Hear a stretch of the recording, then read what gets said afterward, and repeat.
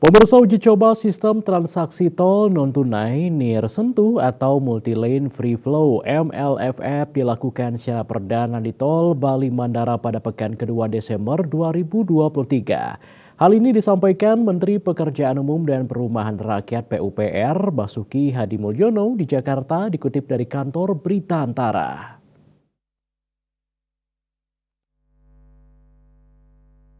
Kementerian PUPR melakukan uji coba, kemudian dilakukan evaluasi, serta kalau dinilai berhasil maka uji coba MLFF tersebut diperluas. Begitu pula untuk transisi dari tapping kartu e-tol ke sistem MLFF. Lanjutnya, terdapat perubahan sikap dan disiplin dari pengguna jalan tol. Selama proses transisi dan uji coba MLFF, Kementerian PUPR tetap mengoperasikan palang atau barier di gerbang tol untuk mencegah potensi kerugian atau potensial loss.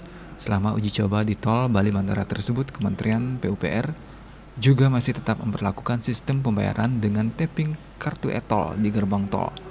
Tol Bali Mandara dipilih sebagai lokasi uji coba perdana karena tol tersebut berskala terbatas sehingga dapat dilakukan uji coba yang terkendali.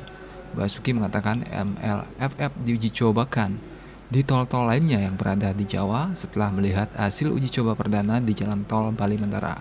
Sistem MLFF ini menggunakan teknologi Global Navigation Satellite System (GNSS) dan melakukan transaksi melalui aplikasi Kantas yang diintegrasikan dengan data Eri Electronic Registration and Identification atau data kepemilikan kendaraan yang dimiliki oleh Korlantas Polri.